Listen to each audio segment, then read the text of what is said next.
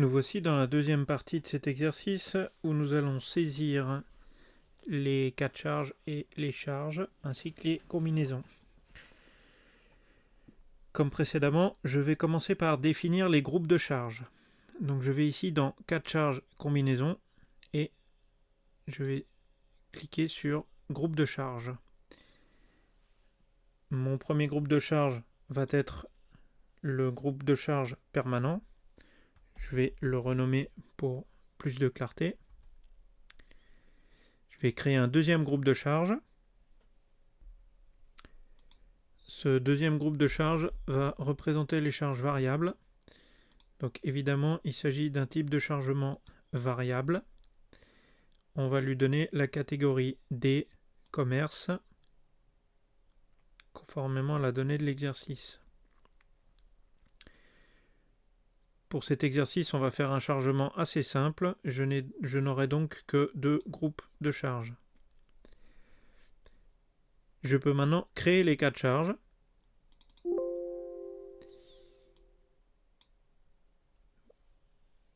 Comme d'habitude, j'ai un cas de charge de poids propre automatique qui tient compte du poids propre de la structure.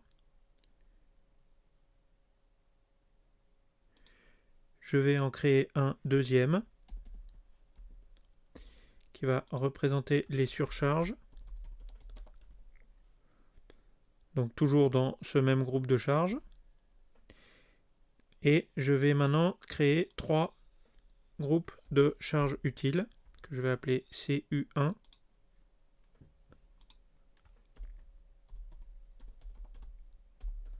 Et je vais les affecter aux différentes dalles.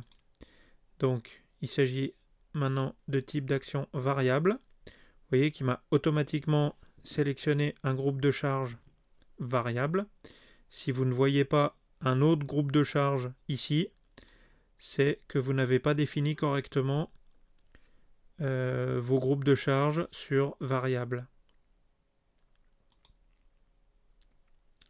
Je peux maintenant créer deux autres cas de charge qui vont venir charger respectivement la dalle numéro 2 et la dalle numéro 3.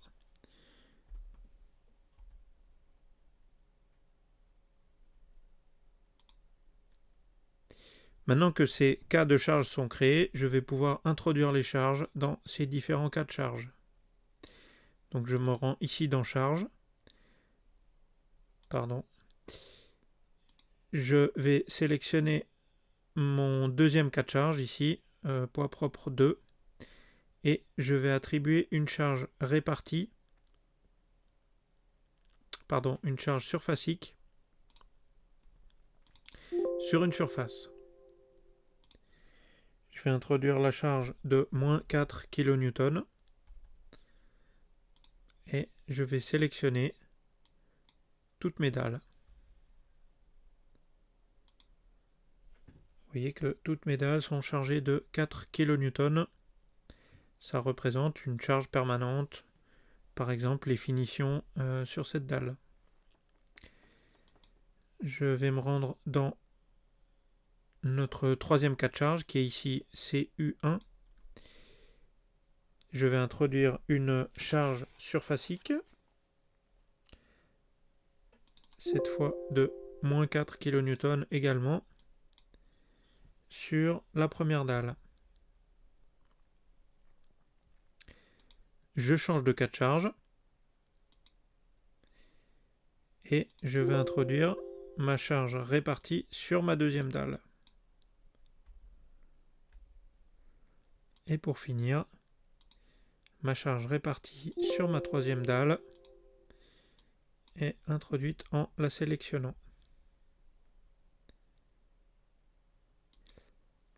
J'ai donc ma surcharge.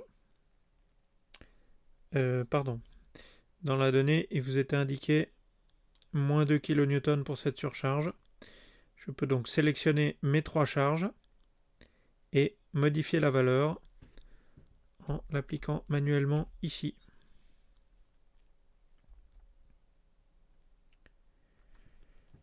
Voilà, j'ai ainsi terminé l'introduction des cas de charge et des charges en elles-mêmes.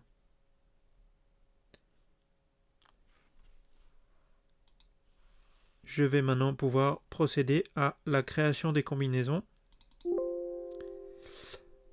Ici, dans la version 19, à partir du moment où j'ai sélectionné le matériau béton, le logiciel m'a automatiquement créé une combinaison ELU standard, une combinaison ELS fréquent et une combinaison ELS quasi permanent. Il m'a mis toutes les charges à l'intérieur et il appliquera les coefficients sur ces charges.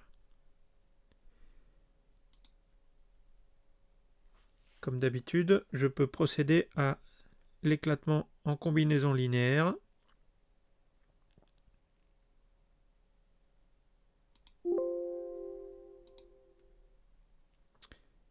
Et je vais faire de même pour les LS quasi permanents.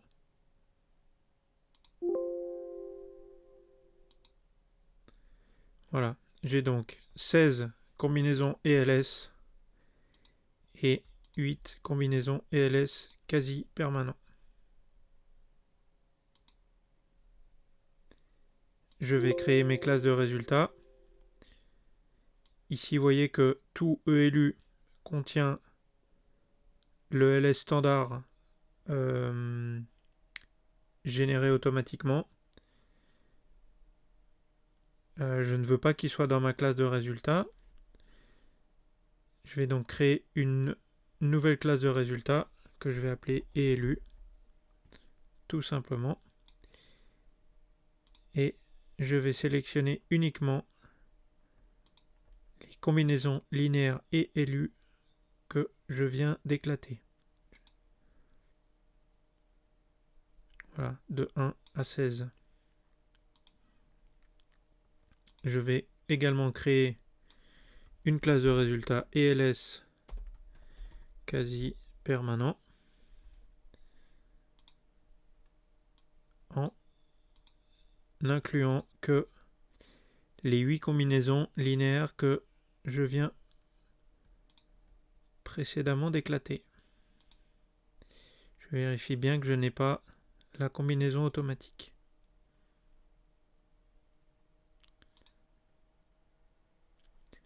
Avant de procéder au calcul, nous allons ici modifier un paramètre très important pour la qualité des résultats, c'est-à-dire la configuration du maillage. Ça se trouve ici, dans Calcul maillage. Et ici, vous voyez que j'ai énormément de paramètres. Dans la version 19, je peux les réduire. Et là, j'ai donc le paramètre le plus important, la taille moyenne des éléments 2D. Il est conseillé de choisir approximativement 1 à 2 fois l'épaisseur de la plaque.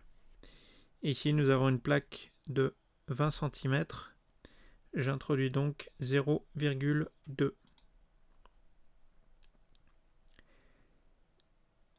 Pour les grands modèles, où on a énormément d'éléments finis, c'est évidemment une difficulté d'avoir des petits éléments, puisque ça va générer beaucoup plus d'éléments finis, beaucoup plus de nœuds et des calculs beaucoup plus longs.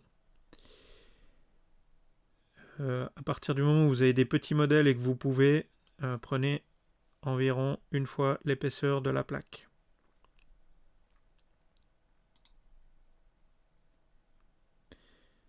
Je peux générer le maillage avant de lancer le calcul. Et pour l'afficher, vous pouvez vous rendre ici dans Paramètres d'affichage pour tout le modèle, Structure et cocher Maillage. Vous voyez ainsi un maillage relativement serré. Étant donné que la géométrie est très simple, le maillage est extrêmement régulier. J'ai donc terminé avec l'introduction des cas de charge et je vais pouvoir procéder au calcul.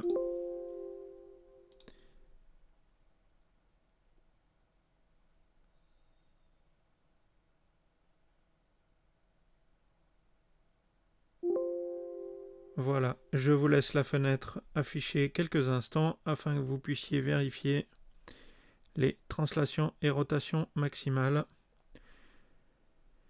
qui se produisent sous le cas de charge du poids propre. Je vous retrouve dans la troisième partie concernant l'exploitation des résultats.